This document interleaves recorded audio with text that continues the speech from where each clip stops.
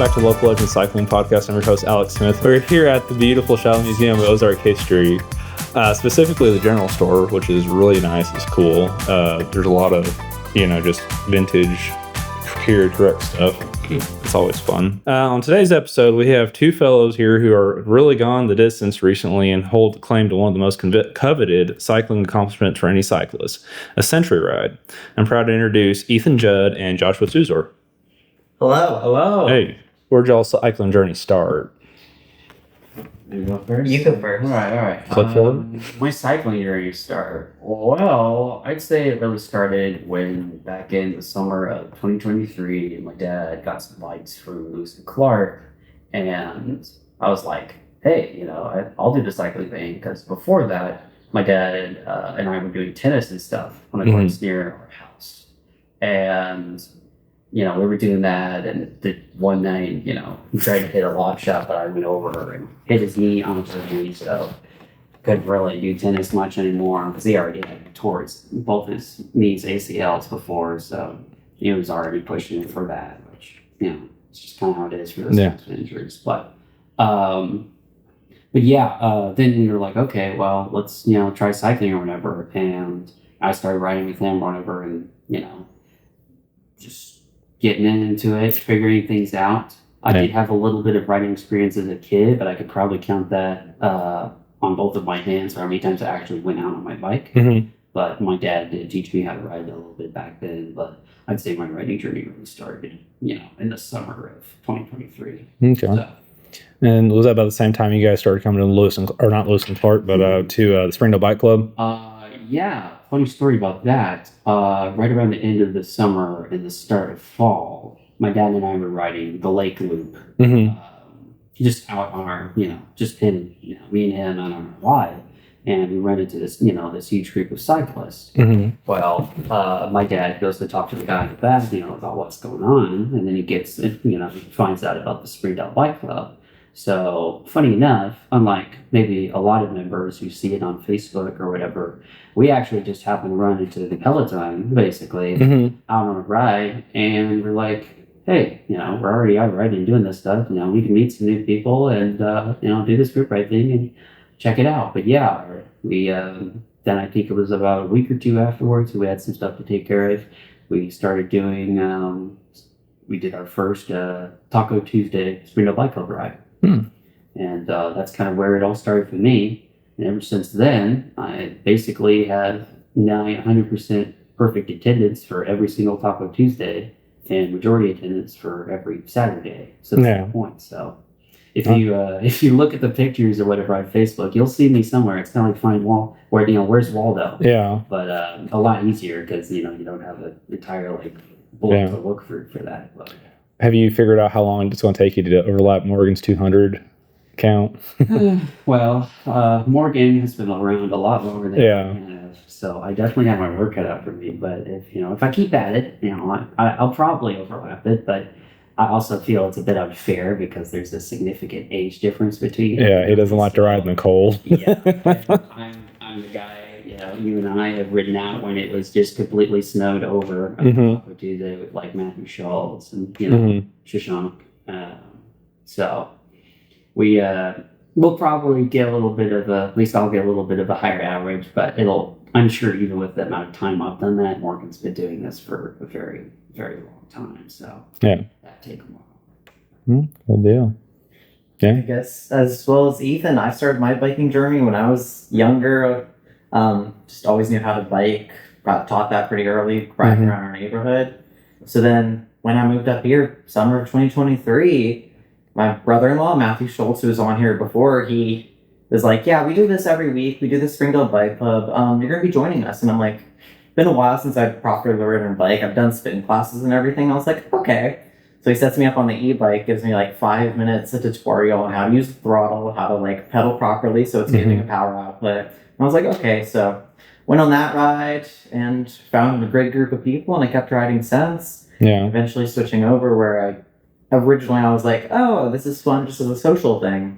And then I learned, I just enjoy biking. I just like being out there. So when I got my own bike, I just kept pedaling and going solo for a bunch until I got my newer bike. And then we just decided, let's go as fast and as far as we can. Yeah. Just trying to keep going further and further, exploring more. Yeah. Yeah. So y'all's motivations change about the same time. Yeah. I'd say that's fairly accurate. Also, like, I started on a pedal assist class 1 e-mountain bike. Mm-hmm. And, that helped me get an into learning to actually love cycling, not just as like a form of exercise, Right. just social gathering. Because originally it was the great people at the Spring Hill Bike Club that motivated me to get out for every group ride. Mm-hmm. The fact that the group ride was happening, that would be a motivation for me to go do that, aside from just challenging myself to better myself. But as it kept going and going, I was like, wait, I actually like this. Most recently I've been like riding almost every day, Mm-hmm. whether someone's riding or not, just because I genuinely enjoy cycling and what it adds, tangibly to my life. So That's yeah, good. very, very similar in that sense. Cool. Oh. So you guys rode all this time, and then did you guys work for getting up to a century, or did you what made you want to do the century? Well, I think I can answer that since I did partially plan it. I did it for my birthday. That was the reason I wanted to do it. Mm-hmm. At least it was going to be on my attempt number 1 for doing it. Really. So you got it on your first attempt? I got it on the first attempt. Kudos. I've tried it like 3 times and I still haven't got it. The previous farthest I've gotten in a day was 60 miles. Mm-hmm. That was when we went up to Avoca and back down here. Yeah. And that was horrible and it hurt. But then this time, I said, all right, I'll give it an attempt. And somehow we made it through. Yeah. Honestly, also first attempt and very spontaneous. Yeah. My logic was literally like, he mentioned that he was planning to do a century ride, during the crits, and it was also his birthday. I was like, well, I think it would suck to do a century ride by yourself on your birthday. Yeah. So I was like, I'll join him, whenever. And before that, the longest I had ever ridden was the Maple Leaf ride down to Carthage, Missouri. That was what, like 75 miles or It so? was 65 65? mileage. Okay. And, that was extremely tiresome. That was a rough day. It was almost like it was just country roads, but what if we made it a wind tunnel instead? Yeah. That was something that was motivating for the stronger riders. Mm-hmm. So. But yeah, that was the longest I had ridden, and in terms of preparing for this, I had only near the start of April, I had only just started, going out and riding a lot more by myself. It wasn't like a real particular thing. I just was like, well, I want to get more physically fit. I want to improve myself. I want to better myself. So I'll just get out and start riding.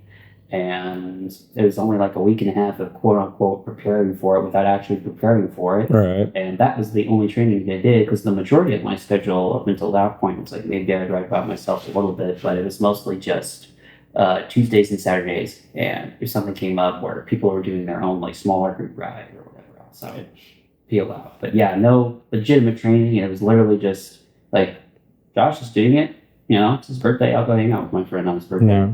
And she just did it, really.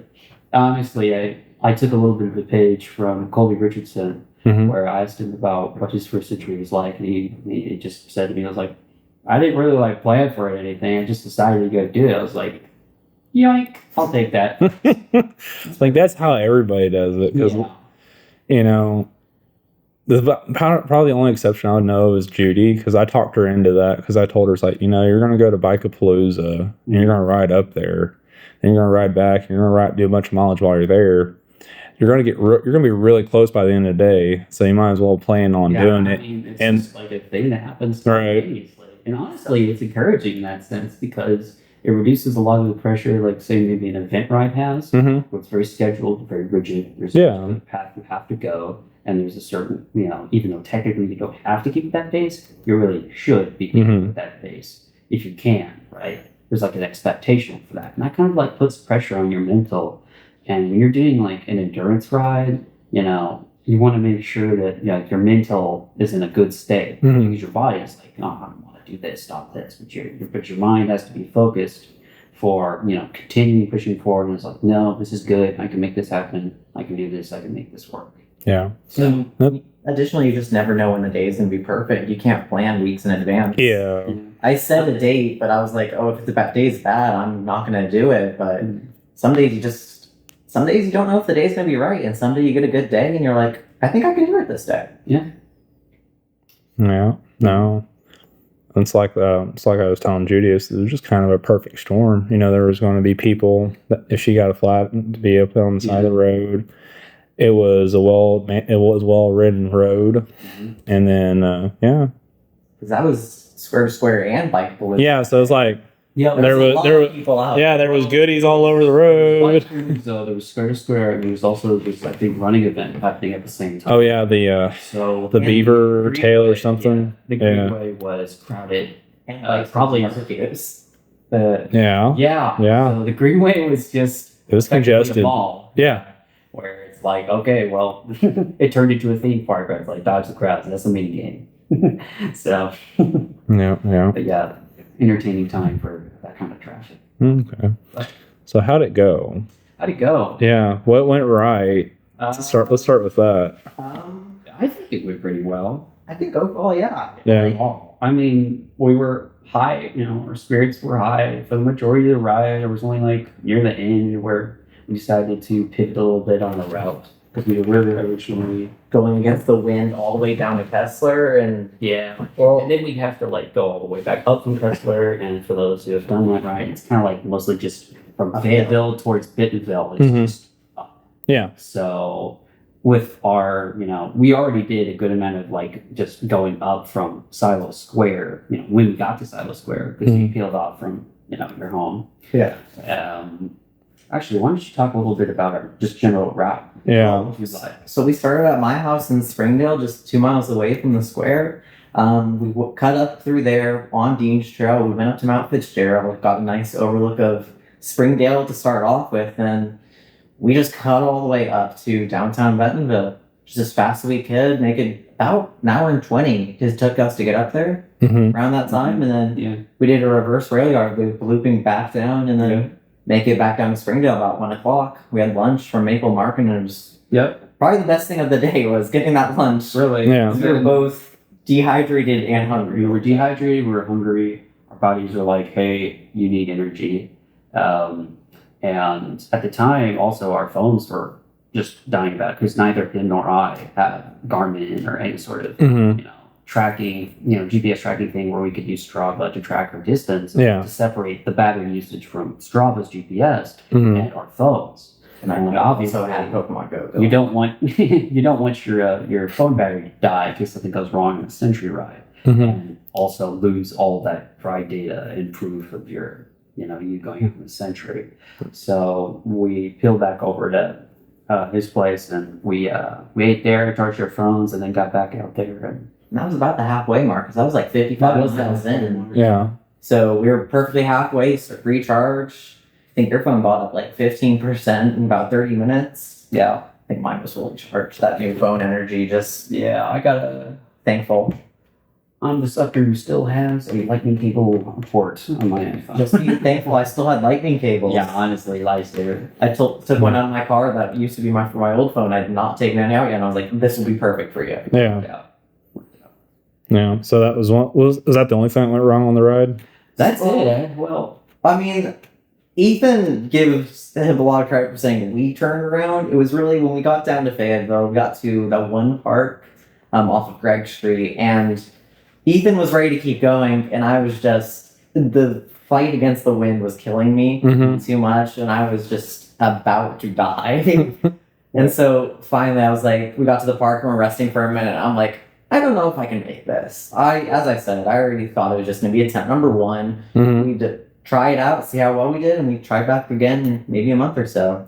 And so I told him, like, hey, I don't know if I can make this. So we turned around, and like, he was ready to drop me off at the square, and then he'll go and finish the last couple of miles. But then with the wind at our backs, and we were going as fast as we can, averaging about 20 miles per hour, I was like, all right, I think we can do this. Yeah. And the whole time Ethan's just like cheering me on, getting me ready for this. And I'm like, thank you. Yeah. Well, also we decided to pivot there because I was like, well, hey, nobody said we had to go all the way down to Kessler. Yeah. We didn't hard schedule this, and we're hitting it to hit this metric. Let's be smart about it. Let's be strategic about this. we'll do the most time that we've ridden on our bikes has probably been the lake loop, Lake Fayetteville loop. So I was like, okay, well, our bodies are super used to that. We're super used to that. There will be traffic, but we'll just loop that until we get the mileage to where we can go back. We can make it back in time for the crit races because they were happening that night. Wanted to make it back in time at least to see some of that. And, we were just like, let's just loop this as many times as we have to, and then when we head back, we'll hit our mileage.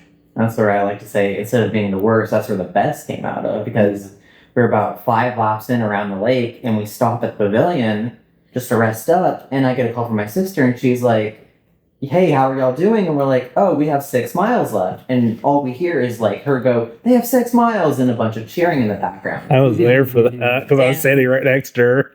Like, before that, on that time on the lake, we were averaging like 8 miles per hour. We were just heading through to ride. But then after that, and we got the cheering, we got the wind at our backs. We averaged about, I don't think we dipped under 10 miles per hour and went back.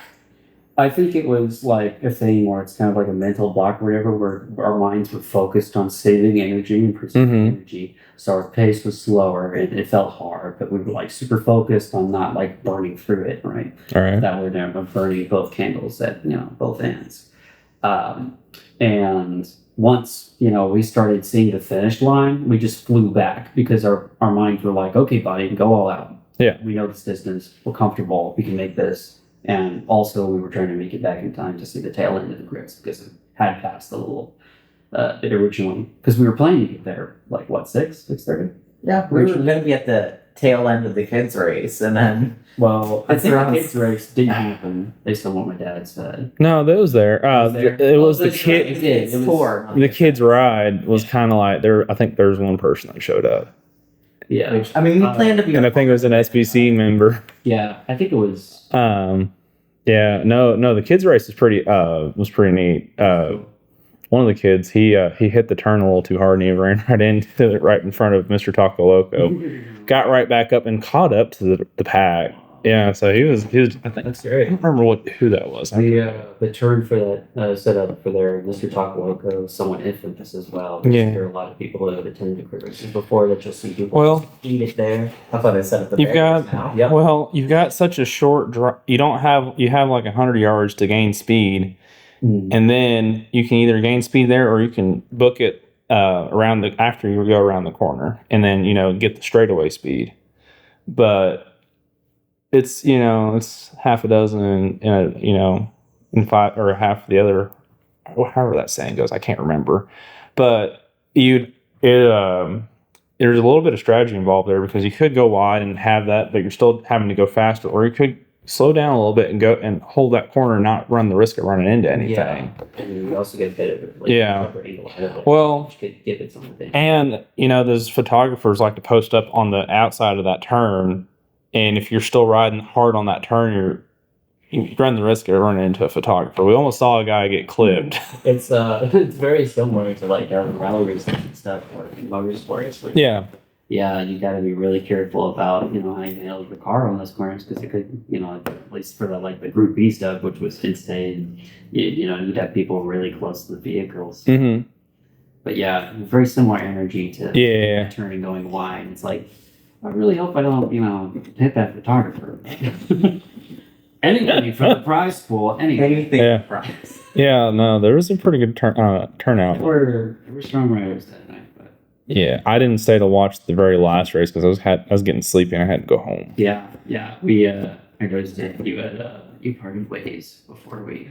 Well, I think I left probably about 5 minutes before you got there because Leo's on the phone with Josh and they're almost here and I'm like, I gotta go home. Oh wait. Yeah. That's completely. But hey, we're making up for that. Yeah. Right. I saw Judy on her ride as well. She was going around the lake.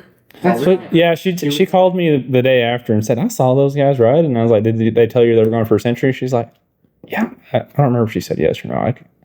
I've slept since then. Did you? Okay. I think we screamed it. Yeah, because we did stop and talk because it was opposite way, right? We had our Yeah.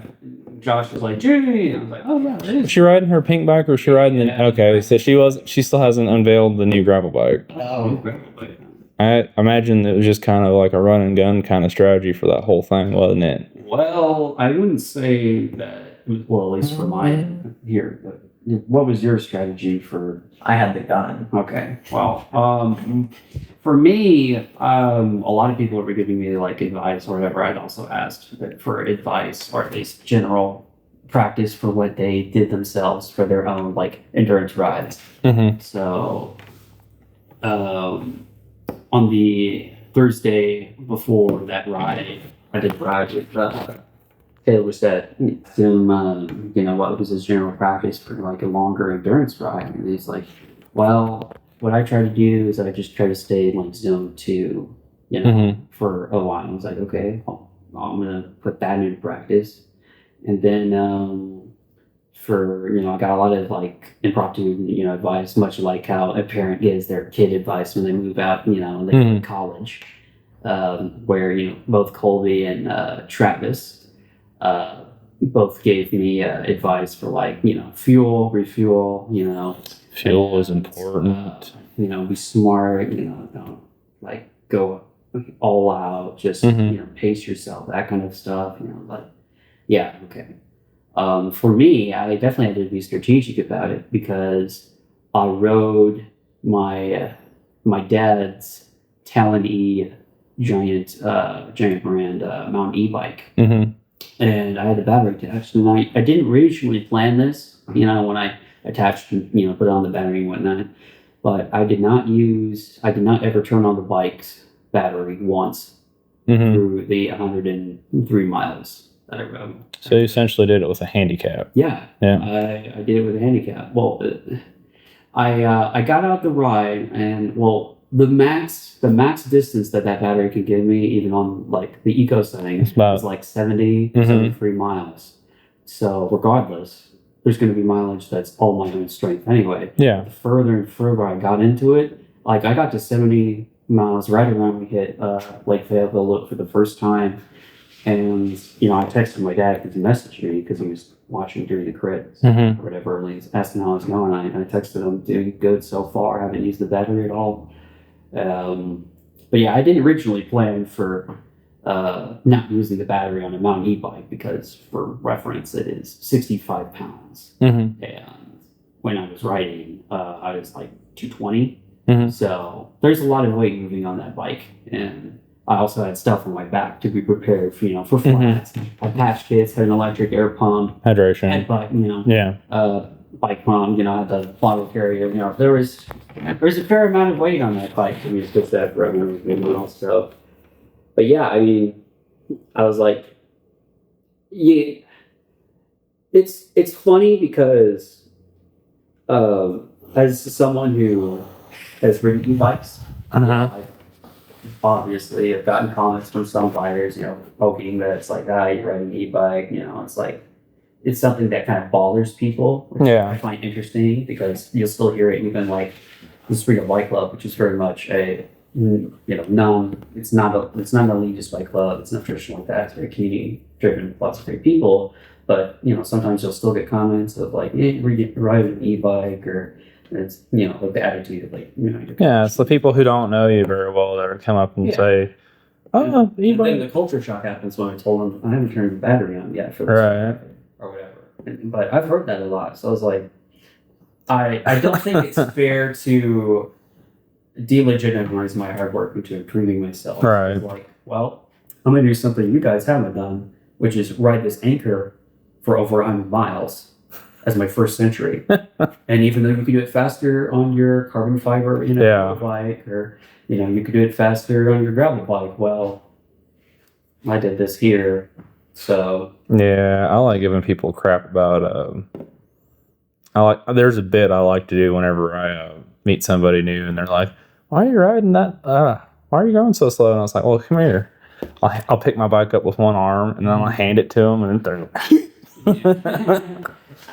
I don't know. I just kind of find it funny because, like, sometimes, like, a lot of the times when people give me those comments, they're like, they'll come back and they'll either come back on a different ride with an e-bike because they actually wanted one, yeah, or like they're like, can I try writing it? Like after roasting it. Yeah. Kind of weird, but okay. I could just don't write off with it. So yeah, I didn't originally plan doing that, but I got further and further into it, and I was like, there were definitely some times, especially on the hills up to Bentonville early on, where it was like, well, I could turn it on for eco, like the low setting, just to get over this hill. And I was like, I've already committed to this as a principle of not turning the battery on ever. Yeah. Also came with the side benefit of not having my speed constantly monitored, so I didn't feel like I was riding slow, because something I focused on a lot, because I did get advice for this a lot, was, my pace, right? Yeah. So I was like, okay, theoretically, if I had to bike like forever, which I know is a big generalization, but if I had to bike forever, what would that pace feel like? What would it be comfortable? I need to focus on what feels easy that I can do theoretically forever, as long as I rest be accurate. Without having that monitor of speed, I didn't feel pressure to reach my normal speeds that I would in a shorter ride. So I actually think it helped me a little bit as well, because it helped me focus a lot more on how my body was feeling. So I was definitely into it. So there was a lot of forethought, for me on the ride, and I was also asking Josh periodically, it's like, hey, how do you feel? How do you feel about this pace? I'm going too fast, I'm going too slow, And another thing I think added to our success was that both our casual cruising speeds are very similar. We weren't like undercutting, because like for like a group ride, different from like a standalone ride, I've noticed that you do use extra strength to keep up with the group if you're it over, or to undercut yourself if you're going a little too fast, which you will have to then use strength to get back up to speed, right? Or things like, when you go through a tunnel, right? Sometimes you go single file, because tunnels like down in Fayetteville, for example, are fairly skinny. When it accidentally, hit somebody in the other lane, even if they're a little bit, just a little bit too close to the center, it could be fairly risky, right? But that could cut into your speed too.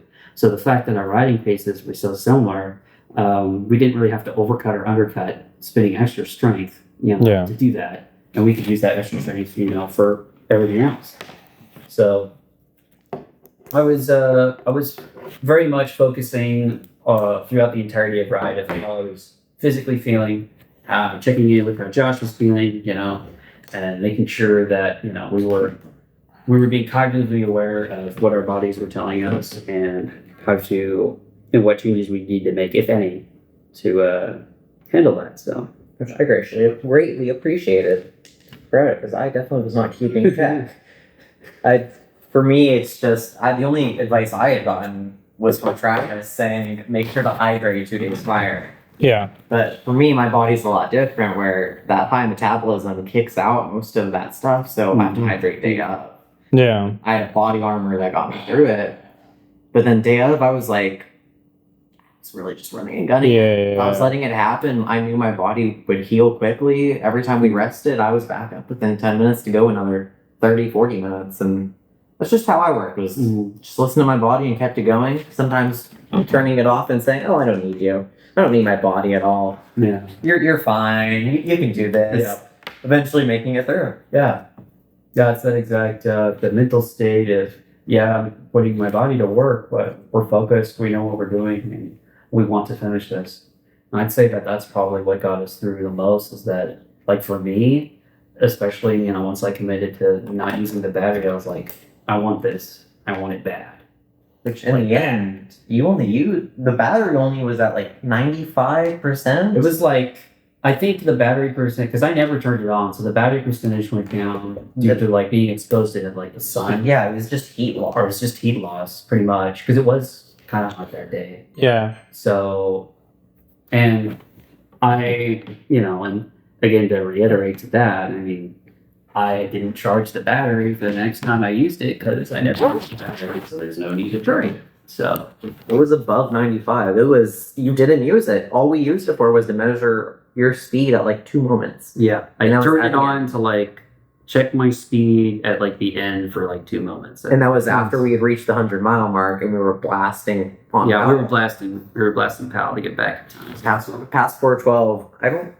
As I said, I don't think we dipped under 10.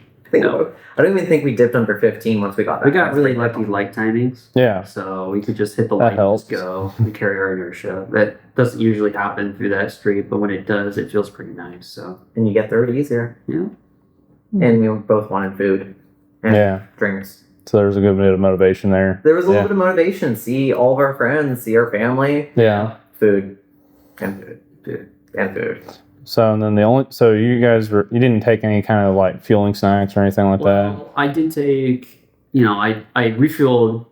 Let's see, I got a Gatorade bar, in my bag, but that's just one, so I didn't have that much. Yeah. Before I went to the ride, I tried a Gatorade, had a Gatorade protein bar, and then I had a water, like a bottle or whatever, which also had Gatorade in it, and that was basically it, aside from the extra one in my the extra Gatorade protein bar in my bag. And then we pile up to Bentonville, and then around that time I think I stopped at Maverick to get another Gatorade. So I was trying to be smart about refueling. My stomach doesn't really like me eating stuff during rides. If I'm not smart about it, I'm gonna have to deal with ride cramping and stuff sometimes. So it's kind of like rolling the dice. So I stuck with what I knew would work and that wouldn't cramp my riding, which is supposedly just liquid, stuff. See, I just had one of those honey bars. I had one of those before the ride, or during the ride, actually. Didn't eat it until about 40 miles in. But before, I just ate pickles and drank a body armor, and then the only thing I carried was a honey bar and a bottle of water. Yeah, we may have undercut it a little bit in terms of our fuel, at least to me in retrospect, because I noticed a huge difference in energy after we had rested a little bit to charge our phones and eating sandwiches and a full meal as well. The strength difference was back, my body returned back to the state it was when I was rolling up to Bentonville in terms of strength. Because before then, my body was tired. I've been doing all that work to push that anchor up those hills. And so after eating and resting, I was a second wind kind of came in, but that really showcased to the importance of proper nutrition during the ride. And I also think that when I did the Maple Reef ride down in Carthage, Missouri, I also didn't refuel enough or properly. And I feel like that's the majority of what my exhaustion was, or my slower pace, or what made that ride more difficult, because I didn't fuel enough. So whenever I did that ride, I was on a seafood diet. If there was food, I was eating it. Seafood. Yeah. I had as much calories as you can. Yeah, and then the day before, me and Tia went to the Chinese buffet, and I loaded up on noodles and rice and some chicken. Yeah. That's what Colby told me, just constantly eat, or he gave me a metric. He was like, eat or drink fuel every 10 miles, and just to keep your body moving. Yeah. Just because you're going to burn a comically high amount of calories while you're out there doing your century anyway. Right. But neither of us did that. So this was it played us into the spirit of we kind of played this a little bit by ear, but we were also thinking in important ways. So for example, I brought patch kit, bike lock, electric air pump, in case anything dumb, stupid happens, like we get a puncture, which thankfully, miraculously, we didn't have any mechanicals during the century, which really is nice, because the most annoying thing about mechanicals for me is not necessarily the effort to fix them, but more so the amount of time. You lose a lot of time.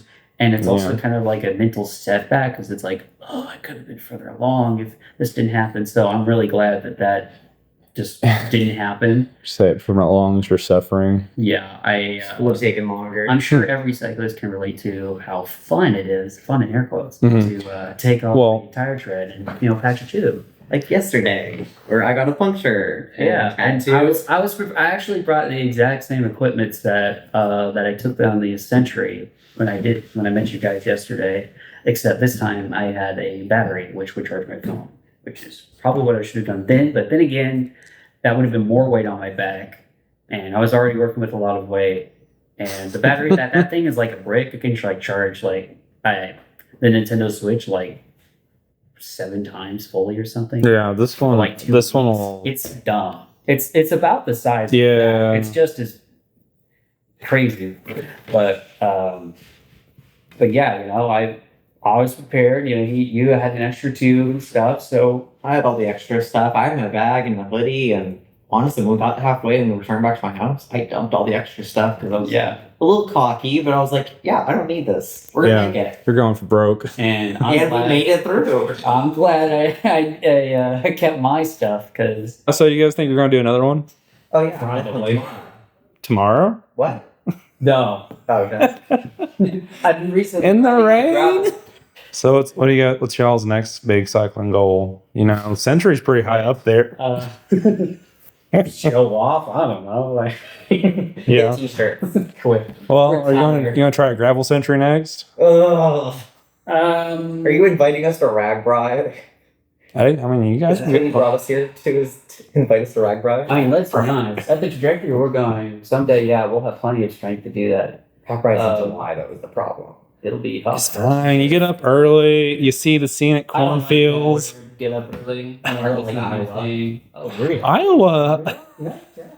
Iowa's great. I don't know why everybody's got to crap all over Iowa, but Iowa's great. Stupid.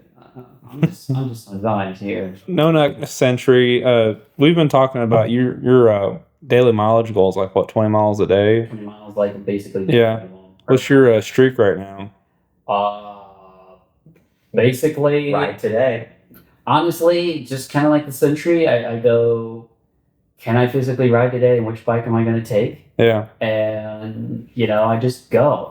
So I've been trying to, like, for example, since the end of February, like start of March, I've lost 23 pounds Mm-hmm. since doing my new lifestyle change stuff, right? Yeah. And especially after doing the riding basically every day, I'm probably the most fit I've been in my life in terms of like strength and endurance, and just also the nice thing about being fit is that you feel better, and Yeah. you feel better, you enjoy life more just by proxy. Yeah. Like counting like the endorphins for doing the exercise or getting accomplishments or doing goals.